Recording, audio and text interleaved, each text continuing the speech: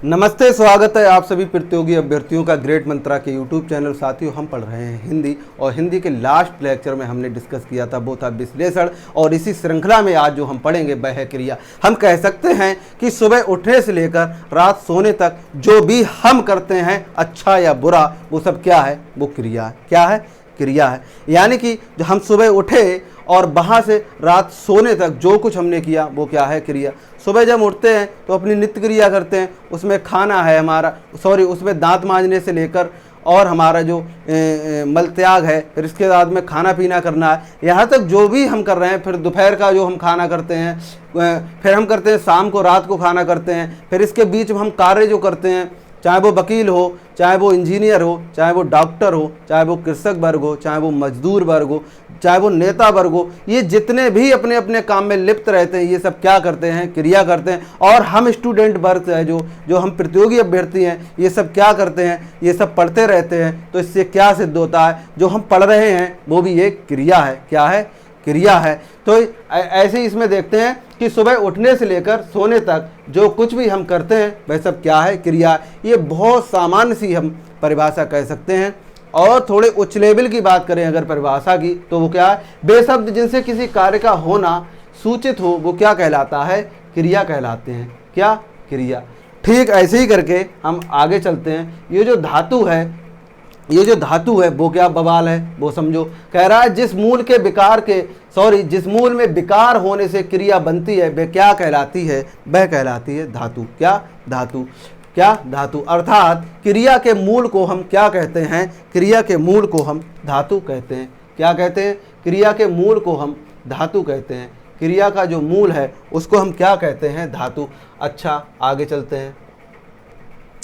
जिस मूल में विकार होने से क्रिया बनती है वह धातु। अर्थात हम कह सकते हैं क्रिया के मूल को हम धातु कहते हैं। और यानी कि कहा जाए कि जो हमारी धातु है वो कैसी है? वो विकार रहित है, उसमें कोई बदलाव नहीं किया जा सकता, वो जैसी है वैसे ही रहेंगे। आगे जब हम चलते हैं, जैसे वो कह रहा है किसी भी क्रिया पद के धातु को यदि जानना है तो हमें क्या करना है? उस क्रिया पद का प्रयोग तू के साथ करेंगे। जैसे यहाँ पे किया गया, तू पढ़, तू हंस, तू लिख, और तू बैठ, और क्या है? तू मांग। तो इसमें यहाँ से हम कह सकते हैं जो तू है उसका जब हम प्रयोग कर रहे हैं तो ये जो सब हिंदी के क्या हैं? ये सब हिंदू के धातु पद हैं। क्या है? धातु पद। अब ये जो धातु पद कौन कौन से हैं वो समझो। जैसे पढ़ है ये, और ये हमारा हंस है, और ये लिख है, और ये बैठ है, और मांग है। ये जितने भी शब्द हैं ये सब क्या है हमारे? ये हिंदी के धातु पद हैं। अब ये कह रहा है धातु का कभी वाक्य में प्रयोग नहीं होता। धातु है वो वाक्य में प्रयोग नहीं की जाती। फिर वाक्य में प्रयोग क्या किया जाता है? वाक्य में भाई साहब क्रिया प्रयोग की जाती। क्या? क्रिया। अच्छा, जैसे ये लिखा है तू पढ़, तो यह जो तू शब्द यहाँ पे आ रहा है ये तो आज्ञार्थक पद हो गया। लेकिन जो पढ़ है, इस पढ़ से क्या क्या बन सकता है? पढ़ से बन सकता है पढ़ा, पढ़ी, पढ़े, पढ़िए, पढ़िएगा, और पढ़े। फिर बनता पढ़ता, पढ़ेगा, पढ़ूंगा, पढ़ना, और पढ़ाना। फिर क्या है? फिर है पढ़वाना। यानी कि इससे इतने और बन सकते हैं। अब ये जो क्रिया है वो समझो क्या? क्रिया को जो हम बांटेंगे तो एक हो जाएगी मूल धातु और एक हो जाएगी यौगिक क्रिया। वो कैसे होगी ये समझो। जिसमें किसी प्रत्यय का योग ना हो, जिसमें किसी प्रत्यय का योग ना हो, उसे हम क्या कहेंगे? उसे हम कहेंगे मूल धातु। जैसे यहाँ पे ये जो पढ़ है और ये जो लिख है, तो यहाँ पे जो अपने आप में क्या है? ये धातु है। अब इसमें पढ़ और ये बाना अगर जुड़ जाए, पढ़ प्लस बाना अगर हम जोड़ दें तो ये जो बाना है ये क्या हो जाए? ये हो जाएगा हमारा प्रत्यय, और इस तरफ ये जो है ये हो जाएगी धातु। तो इससे जो शब्द बनेगा वो बनेगा पढ़वाना। जब ये पढ़वाना बनेगा तो हम कह सकते हैं कि जिसमें किसी प्रत्यय का योग ना हो वो क्या हो गई? वो हो गई हमारी मूल धातु। तो ये जो पढ़ है यहाँ पे ये क्या हो जाएगी? ये मूल धातु हो जाएगी। आगे चलते हैं। यौगिक। अब जो यौगिक क्रिया वो समझो, इसमें मूल धातु होगी और प्रत्यय होगा। यौगिक क्रिया जैसे खा है, अब ये जो खा है ये क्या है? ये धातु है, और इसमें ना जब जोड़ेंगे, जब खा में हम ना जोड़ेंगे तो ये क्या बन जाएगा? खाना। जब ये खाना बन जाएगा तो इसमें 2 क्रियाएं हो गई। जब ये 2 क्रियाएं हो जाएंगी तो ये क्या हो जाएगा, ये हो जाएगा हमारा यौगिक क्रिया। यौगिक क्रिया। अब आगे चलते हैं, वो क्या है, संरचना, बनावट या व्युत्पत्ति के आधार पर जो क्रिया के भेद हैं वो कौन कौन से हैं वो समझते हैं। क्रिया एक विकारी पद है। क्रिया कैसा है, विकारी पद है, यानी कि इसमें विकार हो सकता है। कैसे वो समझो, यानी कि जो हमारी धातु है वो तो अविकारी है, लेकिन जो क्रिया है वो विकारी है।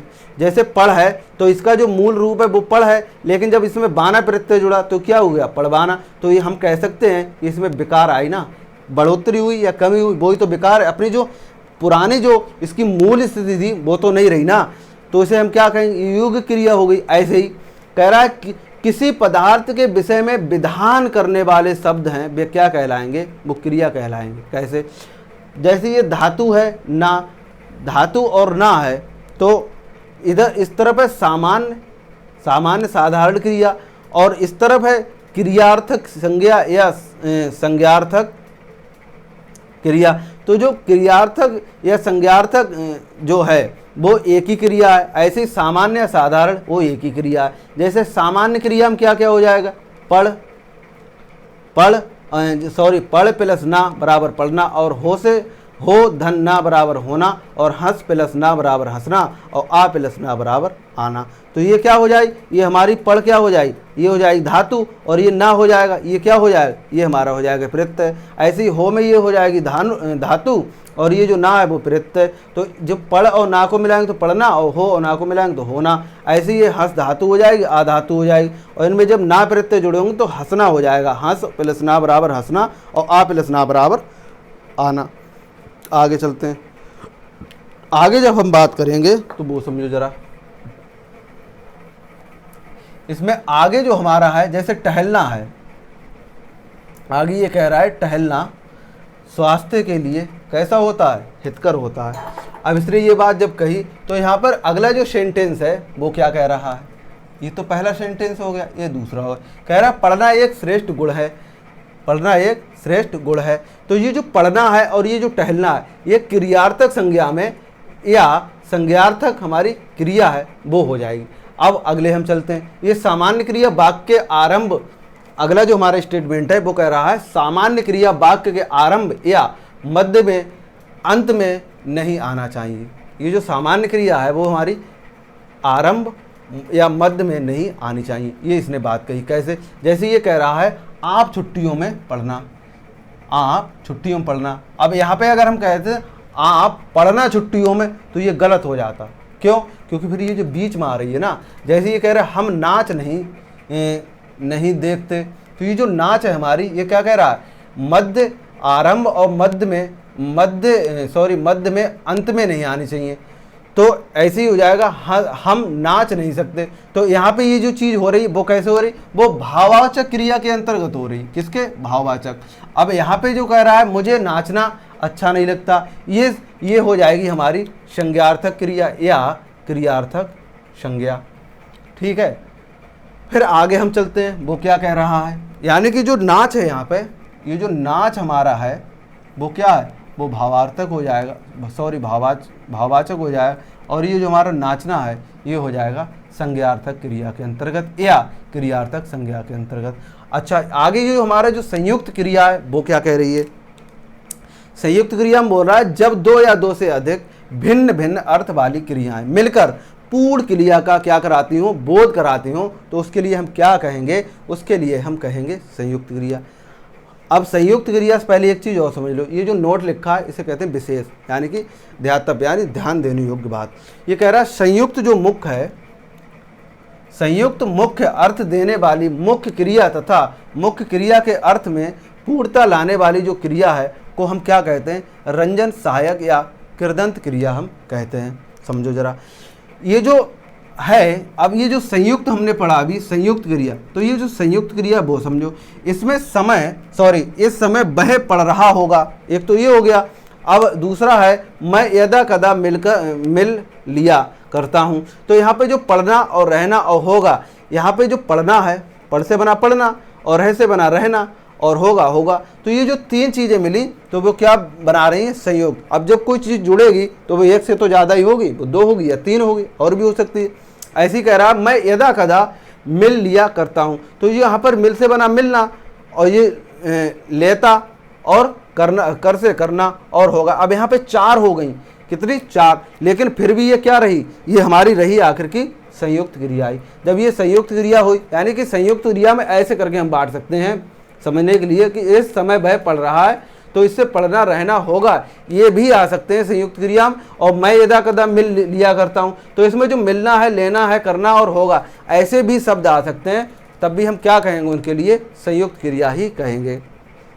अब जो हमने अभी पढ़ा है यहाँ पे, ये जो कह रहा है जो रंजन क्रिया है, ये जो रंजन है, अब जैसे जो रंजन है, कहते नहीं मनोरंजन, तो जो मन का जो रंजन है, मनोरंजन जब होता है तो कैसे होता है, तो जो मन का जो रंजन है उसमें हम सामान्यतः देखते हैं, टीवी VCR पहले ज़माने में चलते थे, अब तो LED वगैरह चल रही हैं। तो जो मन का जो रंजन है, यानी कि जो रंग वाली चीज़ें हैं, जो रंग समझने की दृष्टि, यानी जो हमारे मन के लिए रंग बिरंगी जो चीज़ें मिलती हैं उसके लिए, तो वो मन कैसा होता है, वो बहुत और अच्छा अपने आप को महसूस करता है, रंजन हो जाता है। ऐसे ही करके यहाँ पे जो शब्दों की बात आ रही, तो यहाँ पे क्या होगा, यहाँ पे होगा जो शब्द और अच्छे करके उस बात को बड़ा चढ़ा के कर दें, तो वो क्या कहलाएंगे यहाँ पर, वो तो हमारे रंजन कहलाएंगे। अर्थात जो मन का रंजन है वो हमारी टीवी के द्वारा होता है, वहाँ पे रंग बिरंगी चीज़ें हम देखते हैं। यहाँ पर जो है हमारा रंजन शब्द का जो अर्थ है, जो रंजन क्रिया है, तो यहाँ पे जो क्रिया होगी तो वो और बड़ा चढ़ा के होगी, तो उसमें जो शब्द बनेंगे वो बड़ा चढ़ा के ही बनेंगे, तो ये क्या कहलाएगी हमारी, वो रंजन क्रिया कहलाएगी, या इसे दूसरे नाम से हम सहायक क्रिया या कृदंत क्रिया भी कह सकते हैं। अब जो हमारी जो क्रिया है ये रंजन क्रिया यानी कि हम कह सकते हैं, तो उसके एग्जाम्पल समझो। ये जो सामान्य क्रिया है वो देखो कैसे, सामान्य क्रिया कैसे काम कर रही है। दुर्घटनाग्रस्त जो व्यक्ति है वो मर गया, तो यहाँ पे जो मर है, वहाँ पे ये मर है वो क्या है, क्रिया का सामान्य प्रयोग है। यानी कि हम कह सकते हैं कि जो दुर्घटनाग्रस्त व्यक्ति है वो मर, जो शब्द है यहाँ पे वो कैसा हो गया, सामान्य क्रिया के अंतर्गत प्रयोग हो रहा है। अब इससे पहले ये देखो, ये जो रंजन क्रिया है वो क्या है, ये जो रंजन क्रिया है कह रहे बरसाती बादलों को देखकर उसका मन मयूर नाच उठा। अब जो मयूर है यहाँ पर वो तो एक चीज़ अलग हो गई, लेकिन जो नाच और जो उठा है, तो जो नाच शब्द आ रहा है वो कैसा हो जाएगा, ये सामान्य क्रिया हो जाएगा, और ये जो उठा है वो कैसा हो जाएगा, ये रंजक क्रिया हो जाएगा। अब मन कभी उठ सकता है, लेकिन ना, यहाँ पर उसने बात को बड़ी करने के लिए क्या कह दिया, रंजन क्रिया लगा के उठा शब्द और अपने पास से लगा दिया। तो कह सकते हैं कि जो रंजन क्रिया है, बरसाती बादलों को देखकर उसका मन मयूर नाच उठा, तो उसमें जो सामान्य क्रिया है वो है नाच, और जो उठा है वो रंजक क्रिया हो जाएगी। ये हम एग्जाम्पल से समझ लिया। अब जो सामान्य क्रिया दुर्घटनाग्रस्त व्यक्ति मर गया, तो इसमें ये जो मर गया वो क्या है, सामान्य क्रिया है। ऐसे ये कह रहा है रंजन क्रिया में जो सामान्य क्रिया प्रयोग करेंगे, कह रहा है लड़ झगड़ कर वह अपना हिस्सा ले मरा। अब लेके कोई मर थोड़े ही जाएगा, लेकिन जो मरा शब्द यहाँ पर आ रहा है वो क्या कर रहा है, वो रंजक क्रिया का प्रयोग कर रहा है, यानी वो हमें रंजक क्रिया प्रयोग होने का क्या करा रहा है, बोध करा रहा है। ऐसे ही यहाँ पे आ रहा है सहायक क्रिया। अब सहायक क्रिया क्या है वो समझो, कह रहा है जो क्रिया मुख्य क्रिया के काल माने होता है समय के, क्या करती है, रचना करती है, सामान्य रूप से हम सहायक क्रिया उसे कह देते हैं। क्या कह देते हैं, सहायक क्रिया कह देते हैं। ये कह रहा है जैसे रहा है, अब रहे से ही तो रहा बना, अब रहे कह रहा है रहा है, रहे हैं और रहे हैं, रहा है, रही है, रहे होंगे, रहा है, रही है, रही और रहे हैं। ऐसे यहाँ पे रहा था, रही थे और रहे थे। ऐसे ये रहा होगा, रही होंगे और रहे होंगे। तो ये तो चीज़ हमने समझी। फिर कह रहा है जिन वाक्यों में मुख्य क्रिया नहीं होती वहाँ पर सहायक क्रिया जो है वो भी नहीं होगी। ये जो हमारा नोट है वो हमने समझा।